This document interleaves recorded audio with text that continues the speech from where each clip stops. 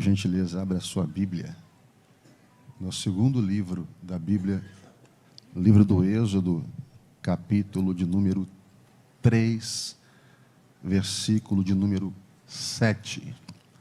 Êxodo, capítulo 3, versículo de número 7. Enquanto você procura o texto sagrado, deixa eu fazer as minhas considerações, que sempre as faço. Louvar a Deus por mais uma vez me conceder esse privilégio, que é pregar a sua palavra. Obrigado, pastor Odilto. Êxodo, capítulo 3, versículo 7. Você encontrou? Amém? E disse o Senhor: tenho visto atentamente a aflição do meu povo que está no Egito, e tenho ouvido o seu clamor por causa dos seus exatores, porque conheci as suas dores. Eu também quero ler a parte A do versículo 8, que diz: portanto desci para livrá-lo. Queridos, para que a gente venha entender o que está acontecendo no capítulo 3 do livro do Êxodo, a gente precisa traçar uma linha no tempo e voltarmos exatamente no capítulo 12 do livro do Gênesis, quando Deus chama um homem por nome de Abraão, ele faz promessas. E uma dessas promessas é que ele seria pai de povos, pai de multidões. Mas Sara, ela era estéril, e havia um agravante. Romanos capítulo 4, o apóstolo Paulo vai dizer que ambos já estavam com os membros amortecidos. Não só Sara era estéril, mas Abraão também não podia ser pai. Mas no capítulo 21 do Gênesis, a promessa se cumpre, Isaac nasce, porque aquilo que Deus promete, ele cumpre. No capítulo 25 do Gênesis, agora Isaac tem 2 filhos, e um desses filhos se chama Jacó. Jacó tem 12 filhos, e um deles, a história é contada, é relatada em Gênesis 37. Você conhece bem a história de José. José é vendido pelos seus irmãos, traído pelos seus irmãos. Ele é colocado numa cova, vendido como escravo, vai parar na casa de Potifar, depois na prisão de Faraó, e ele vai reinar ao lado de Faraó, se torna o grande vizir do Egito, governador do Egito. E agora, cerca de 20 anos se passam, e José se revela aos seus irmãos no Egito, e os irmãos de José chegam a Jacó, pai deles, e diz: pai, a gente precisa contar uma história para o senhor. Qual é a história? José é vivo e é regente de toda a terra do Egito. E a Bíblia diz que Jacó não acreditou, porque tem notícia que quando chega, você não vai acreditar, de tão extraordinária que vai ser. Agora, no capítulo 45, José manda buscar a sua família de Canaã, seu pai, seus irmãos, sobrinho, e sobe aquela turma toda.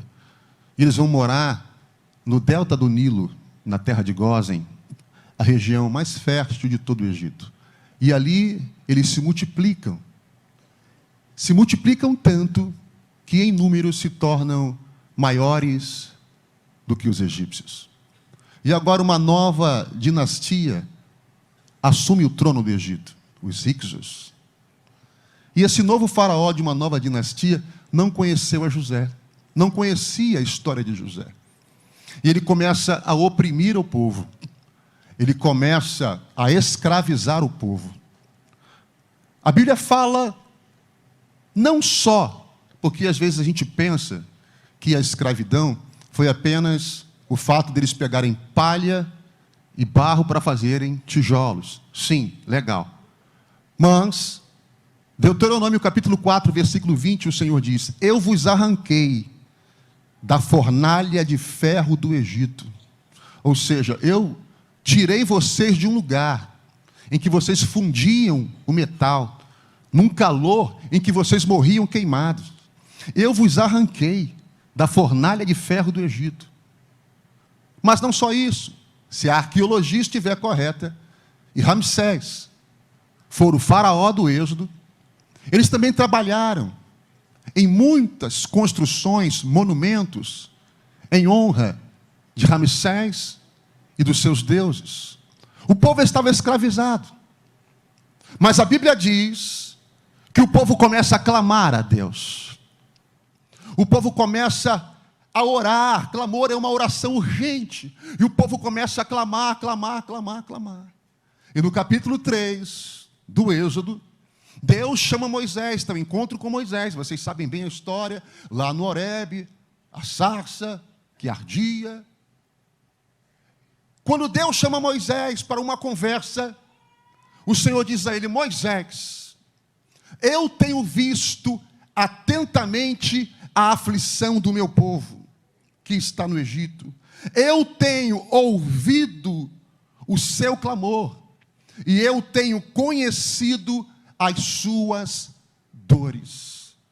Deus diz: eu tenho visto atentamente a aflição do meu povo. Eu tenho a palavra de Deus para a sua vida. Talvez você entrou hoje aqui se questionando, pensativo, duvidoso. E você tem dito assim: Deus, será que tu não tens visto o que eu estou passando? Deus manda te dizer: eu tenho visto. Mas Deus não vê de qualquer maneira. Ele vê atentamente a cada detalhe. Deus viu a humilhação que você passou. Deus viu quando você foi surpreendido com esse diagnóstico médico. Deus viu o dia que você teve hoje. Deus manda te dizer: eu não apenas vi, mas eu vi atentamente cada detalhe. Nada está desapercebido aos olhos de Deus. Ele está atento a tudo o que está acontecendo na sua vida. Ele diz: Moisés, eu tenho visto a aflição do meu povo atentamente. Deus tem visto a tua aflição. Segundo, Moisés, eu tenho ouvido o clamor do meu povo. Irmãos, às vezes parece que o céu é de bronze. Parece que nosso queixo é de concreto, a língua de ferro. Parece que a oração bate no teto e volta. E você diz assim: Deus, será que tu não me ouviu? Não é possível, tu não está me ouvindo. Quanto mais eu oro por esse garoto, pior ele fica. Quanto mais eu oro por esse casamento, as coisas mais dizendo: Deus, tu não estás me ouvindo. Deus manda te dizer: eu tenho ouvido o clamor do meu povo. Quem sabe foi no carro hoje, você vindo para cá, no ônibus, a pé, de bicicleta, eu não sei. Quem sabe foi hoje lá você fazendo comida no seu fogão, lavando a sua roupa, e você falou com Deus, esboçou um assunto com Deus. Deus manda te dizer: diga à igreja que eu ouvi o clamor da minha igreja. A sua oração não bateu no teto e voltou. Não, pastor, ela atravessou o teto, a atmosfera, estratosfera, primeiro céu, segundo céu, e chegou até o trono de Deus. Deus ouviu o teu clamor, mãe. Deus ouviu o teu clamor, pai. Deus ouviu a tua oração. Mas não só isso. Ele diz: eu tenho conhecido as dores do meu povo. Ele diz: eu vi a aflição, eu ouvi o clamor e conheço as dores. Deus vê, Deus ouve e Deus sabe. Deus sabe aonde o teu calo aperta. Deus sabe os teus problemas. Deus sabe as tuas dificuldades. Deus sabe o que você passou hoje no trabalho. Deus sabe tudo o que está acontecendo na sua vida. Deus sabe. Eu quero falar contigo sobre 4 coisas que Deus vai fazer na sua vida. Não, esse amém foi fraco. Eu quero falar sobre 4 coisas que Deus vai fazer na sua vida. Mas vai começar pelo teu clamor. Irmãos, existe um mistério no clamor.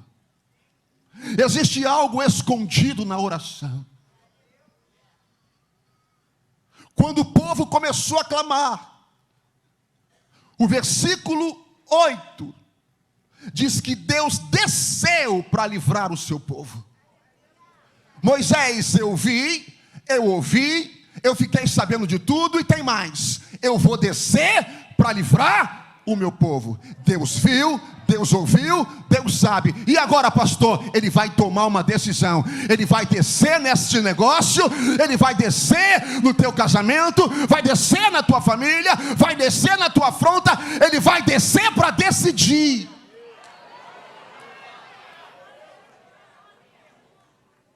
Mas existe algo que você precisa fazer: o clamor. Irmãos, o clamor é algo tão extraordinário, que o capítulo 38 do livro de Isaías diz que o Senhor fala ao profeta Isaías: vá até o rei Ezequias e diga a ele o que eu vou te mandar. Fala para ele colocar a casa dele em ordem, porque ele vai morrer. Tá bom, Deus, eu vou lá. E o profeta entrega o recado: olha, Deus mandou você colocar a tua casa em ordem porque você vai morrer. É isso? É. Ele poderia ter aceitado a sentença, sim ou não, irmãos? A Bíblia diz que o rei foi clamar ao Senhor. Ele colocou a cara na parede e começou a orar: Senhor, eu tenho sido fiel a Ti. Senhor, eu tenho buscado a Tua face. Tenha misericórdia de mim. Deus visita o profeta e diz: volta. Volta porque eu entreguei tudo. Eu tenho uma outra palavra. Diga a Ezequias que eu estou acrescentando a ele 15 anos de vida. Pastor, aonde o Senhor quer chegar? Eu te explico. Se Deus mudou pelo clamor, pela oração, Ele mudou aquilo que Ele disse, Ele não vai mudar aquilo que o médico disse? Se Deus mudou o seu próprio decreto, Ele não vai mudar o decreto dos homens? Se Deus mudou aquilo que Ele determinou, pelo poder da tua oração, Ele não vai mudar aquilo que os homens determinaram sobre a sua vida? O teu clamor tem um poder de mover os céus. O teu clamor tem um poder de abrir portas. A oração é a chave que abre portas. A oração, ela é a alavanca que move a mão de Deus. A oração traz Deus para a terra. A oração traz o céu para a terra. Atos capítulo 12 diz que o apóstolo Pedro estava preso. A sentença era a morte. E a igreja começou a orar: Senhor, solta o nosso pastor, abre a porta dessa prisão, Senhor, libera Pedro. E eu ainda sou de um tempo que acredito piamente que quando a igreja ora, alguma coisa acontece. A Bíblia diz no versículo 7 do capítulo 12 de Atos que Deus envia o anjo, e o anjo abre a porta para Pedro.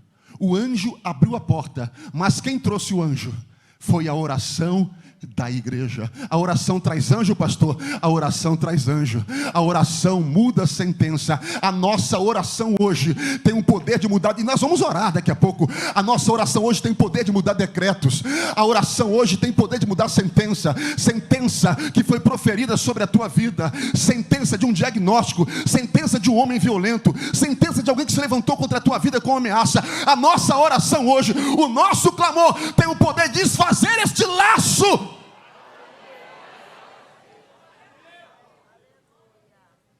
Atos capítulo 16 diz que Paulo e Silas estavam presos injustamente. Crime: pregar o evangelho. Foram açoitados com açoite romano, jogados num cárcere inferior, presos sobre as suas próprias fezes e urinas. E a Bíblia diz que à meia-noite eles começaram a murmurar. Foi isso? Por volta da meia-noite eles começaram a orar e a cantar. A orar e a cantar. E Deus enviou um terremoto. Irmãos, Atos 16, o que me deixa perplexo ali não é o fato do terremoto ter aberto a porta da prisão em que Paulo e Silas estavam. Mas o texto diz que quando veio o terremoto, e abriram-se todas as portas. Qual é a revelação para a tua vida? Depois desse terremoto, depois desse problema, depois dessa dificuldade, se prepare, porque Deus vai abrir todas. Deus vai abrir todas.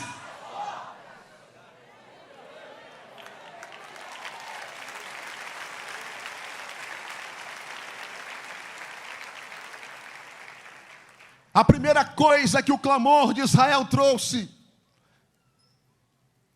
livramento para as famílias, livramento dentro da casa deles. E foi assim que aconteceu. Deus tinha um plano. Deus sempre tem um plano. Às vezes a gente pensa assim que teu problema é tão difícil, mas tão difícil que Jeová está no céu assim: ai Jesus, como é que eu vou resolver o problema da Maria? Como é que eu vou resolver o problema do João? Chama a Trindade, vamos... Não. Ele tem um plano para a sua vida. Deus diz a Moisés: Moisés, vocês vão fazer um ato aqui, vocês vão celebrar a Páscoa. Vão pegar ervas amargas, pães sem fermento, pães asmos, vão assar um cordeiro para cada família. E o sangue desse cordeiro vocês vão derramar numa bacia. E vocês vão pegar uma planta, o hisopo, que é uma planta de fácil absorção, líquida. E vocês vão molhar essa planta no sangue da bacia e vão aspergir na verga da porta e nos umbrais. Faz de conta que aqui tem uma porta. Vocês vão aspergir na verga e nos umbrais da porta. E vai vir a última praga, Moisés. O destruidor vai vir.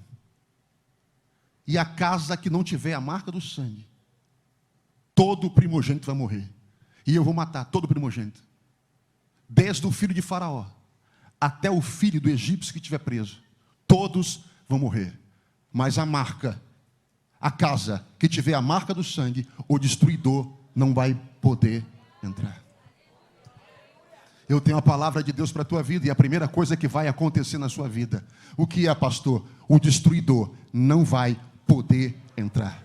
Porque Deus hoje está trazendo livramento para dentro da tua casa. Deus hoje está trazendo livramento para dentro da tua família. Descansa o teu coração, pai, descansa o teu coração. Por quê, pastor? Porque a tua casa tem a marca do sangue, mas não sangue de bode, não sangue de cordeiro, mas o sangue do unigênito Filho de Deus. Não se preocupe, o sangue de Jesus está sobre esse filho, o sangue de Jesus está sobre esta filha, o sangue de Jesus está sobre esse homem, sobre esta mulher, o sangue está naquela casa, o sangue está naqueles cômodos. O diabo não vai poder fazer arruaça, o destruidor não vai entrar, porque a tua família está debaixo do sangue.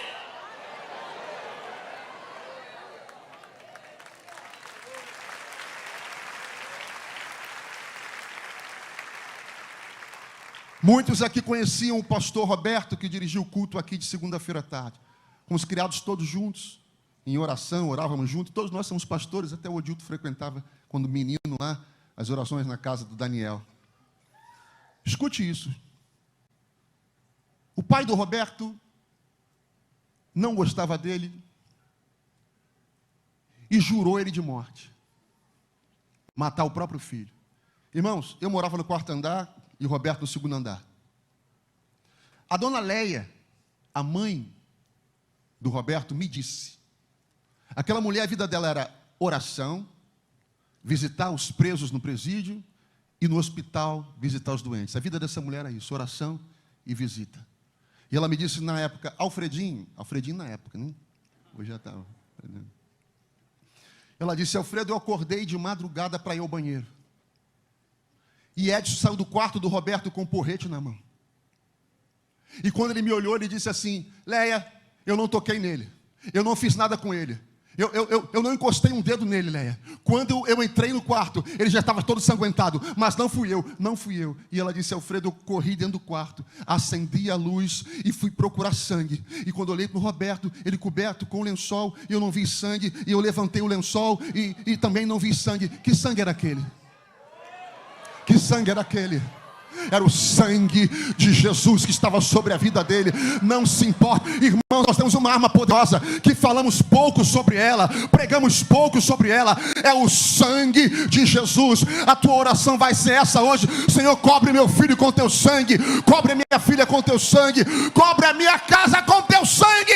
Haverá livramento lá na tua família, porque ela está debaixo do sangue de Jesus.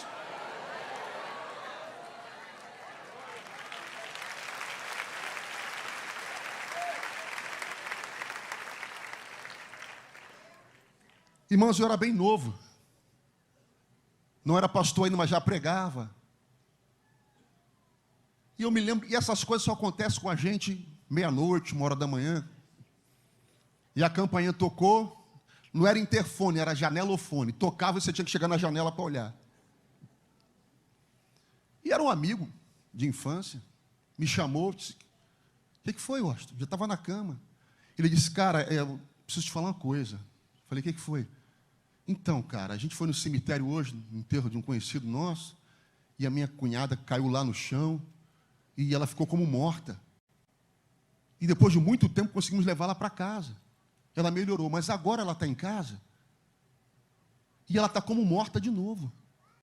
Os olhos não se mexem, os cílios não se mexem, parece que não tem batimento cardíaco, ninguém consegue dormir, a gente já tentou de tudo. E eu lembrei que você é crente. Pastor, eu lembro dos crentes nessa hora. E eu falei: vamos lá, Jesus vem na minha frente. Eu não tinha experiência, porque essas coisas você não aprende em seminário, em livro, né? Não tem, são coisas que Jesus vem comigo. Já fez essa oração? Jesus vem comigo? Eu cheguei lá, eu não esqueço essa cena até hoje. Ela era loira, dos olhos verdes, toda de branco, deitada, mão de fundo. E todo mundo naquela casa me olhando. E eu falei: vou fazer o quê, Jesus? Mas a gente é novo, né? Não tinha muita experiência, nada. Aí, pastor Odilton, veio aquilo no meu ouvido assim: pelo sangue, somos redimidos sim, pelo sangue carmesim. Comecei a cantar: pelo sangue.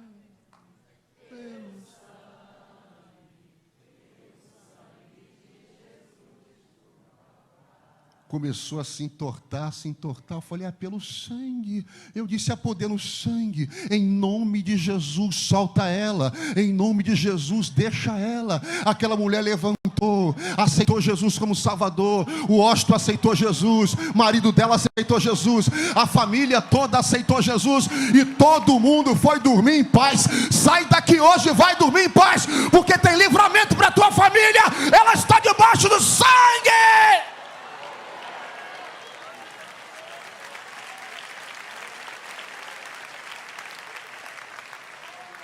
A segunda coisa que o clamor trouxe, capítulo 12, versículo 35 e 36. O clamor trouxe prosperidade. Ou você acredita e pega, ou você duvida e larga. O povo ficou como escravo centenas de anos, mas Deus decidiu: vocês vão sair daqui recompensados. Porque depois de tanta luta, meu irmão, Jeová faz valer a pena. Descansa o teu coração, porque depois disso tudo aí, ele vai fazer valer a pena. O versículo 35 e 36 do capítulo 12 do Êxodo diz que eles saíram com ouro, prata e vestes. Ouro, prata e vestes. Mas como é que eles vão sair com ouro, prata e vestes? Não. Quem te oprime, quem te escraviza, vai te dar ouro? Vai te dar prata? Então como é que acontecia isso? Simplesmente foi assim. A Bíblia diz que Deus colocou graça no coração dos egípcios, que estes pediam e eles lhe davam. É simples assim. Falei: Jesus, desse jeito eu fui ler de novo. Deus colocou graça no coração dos egípcios, nos olhos dos egípcios, que pedindo estes, eles lhe davam ouro, prata e vestes. Sabe o que eu achei interessante? É que quem move o coração das pessoas é Deus. A Bíblia diz que Ele inclina o coração do rei. O coração dos homens está na mão dele. Pastor, o que você está querendo dizer? É isso que você está entendendo. Naquela repartição, naquele trabalho, naquela vizinhança, esse cara é ruim. Esse cara é perverso. E esse aí não pode nem falar com ele. Esse aí não faz favor por ninguém. Mas para você, vai fazer.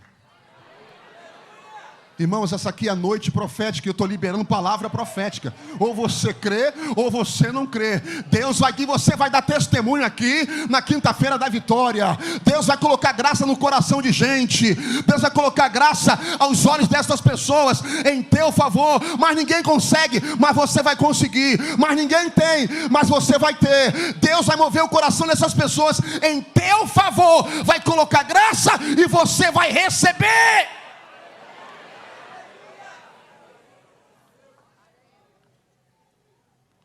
Ouro, prata e vestes. Deixa eu contar uma experiência particular da minha infância que me traumatizava. Eu sou de uma época em que só ganhava roupa dos pais no Natal. E, pelo jeito, né? Aí o boleto da impecável Maremansa, que meu pai pagava até dezembro do outro ano. E aí se abria novamente o crédito. E eu sempre fui gordinho, irmão, né? E aí na outra semana eu já estava rasgando a roupa. Minha mãe costurava, pastor Dito. Aí rasgava de novo. Ela costurava em cima do que estava rasgado e costurado. Tu lembra da Havaiana com grampo?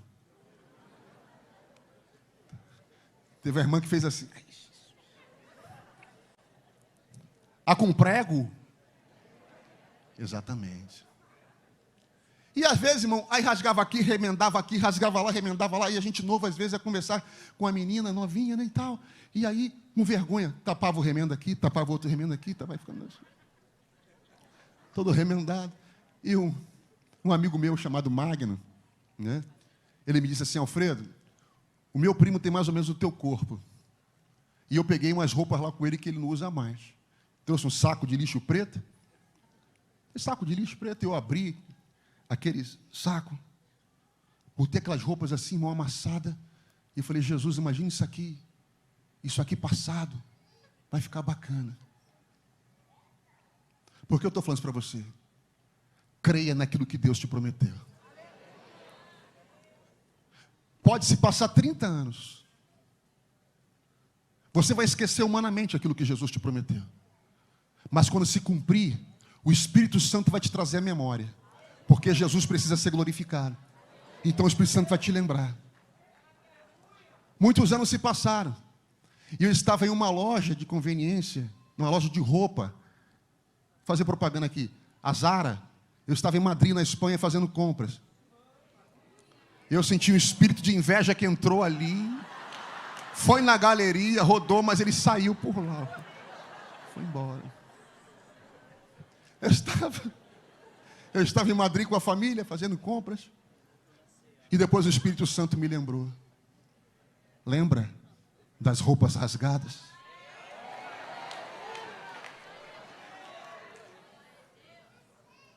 Deus é fiel para cumprir tudo aquilo que Ele te prometeu. Já que eu comecei, eu vou terminar. Vou entregar tudo. Hoje tem nome bonito, né, irmão? Déficit de atenção, dislexia. Tem tanta coisa, né? Bonita. Na minha época, você era burro ou inteligente. E adivinha o que eu era? Era burro. Eu tinha dificuldade, rapaz, com as coisas, né? Com os números. Regras básicas da matemática, coisas que eu pensava que era um tombo que eu tinha tomado quando era criança. Irmão, né? Eu fui curado de um trauma que meu pai me levou na empresa dele para fazer uma prova para eu trabalhar lá. E aí eu acordei com meu pai brigando com a minha mãe. E ele dizia assim: ele não acertou uma questão.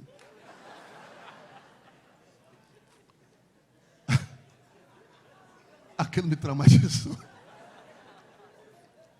E aí, irmãos, eu ia para a oração. E os vasos diziam assim: eis que eu te usarei na minha palavra, como pregador na minha casa. E Deus só falava assim: Jesus, eu acho que tinha um cara do meu lado, o vaso errou, era para entregar para o outro. Não era comigo.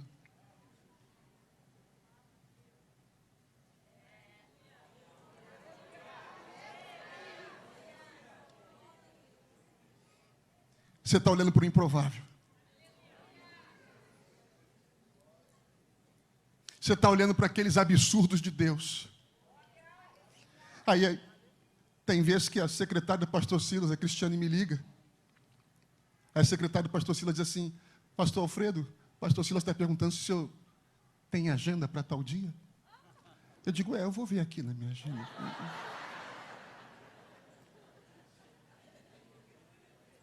E hoje eu estou na quinta-feira da vitória.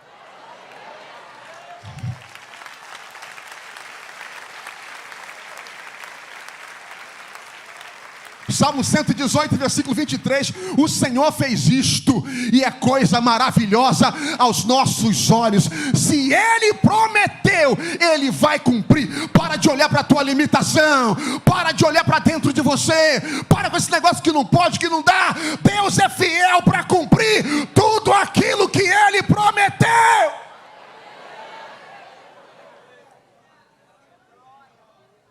A terceira coisa que o clamor trouxe: você crê? Só meia dúzia, eu vou profetizar para meia dúzia. Você crê? O Salmo 105, versículo 37 diz assim, preste atenção nisso, redobre a sua atenção. E dentre todos aqueles que saíram da terra do Egito, não havia um doente sequer entre eles. Vamos fazer uma conta básica aqui. Você já sabe que eu não sou muito bom, né? Então você vai me ajudar.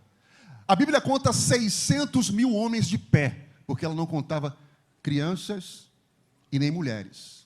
Não é isso, meu professor Gilson? Correto? Então você coloca uma esposa e um filho aí. 1.800.000. Cerca de 2 milhões de pessoas saíram do Egito.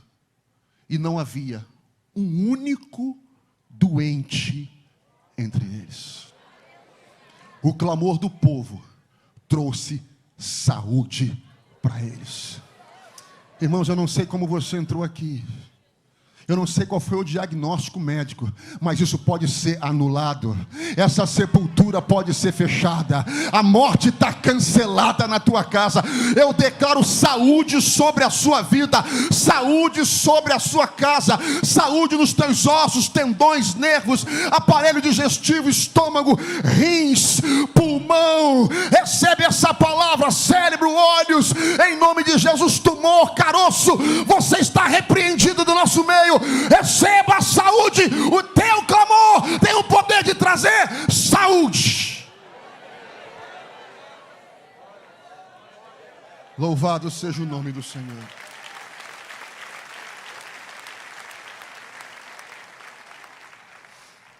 E a última coisa que o clamor trouxe, Êxodo capítulo 12, versículo 11, diz, escute isso, a última coisa. Deus disse assim: Moisés, o povo vai ter que estar vestido e cingido, com um cajado nas mãos. Vocês vão partir de Ramsés em direção a Sucote, vão entrar em Etã, a entrada do deserto, e vão para a terra prometida. Vestidos. Repita após mim: vestidos. Cajado na mão. Sapato nos pés. Tem uma coisa aqui que não está batendo. O que, pastor? Escravo não usa sapato. Mas Deus está dizendo: a partir de hoje, vocês deixam de ser escravos e passam a ser livres. O clamor trouxe libertação para o povo. Deixa eu resumir essa simples história aqui para você. Talvez não esteja familiarizado com a linguagem cristã. O Egito aqui simboliza o mundo. Faraó, Satanás. O libertador, Moisés, é o nosso Jesus. E adivinha quem são os escravos? Éramos nós, que saímos do Egito, do mundo, e estamos indo em direção à terra prometida.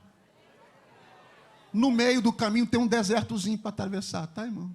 Mas a gente vai chegar em Canaã, na terra da promessa. Nós somos livres. Uma vez Jesus manda os estagiários, e eles voltam e dizem, os 70, Senhor, no teu nome até os demônios se sujeitaram a nós. E Jesus disse, olha, legal, eu vi Satanás cair como um raio, mas não vos alegreis pelo fato de os demônios se sujeitarem a vós.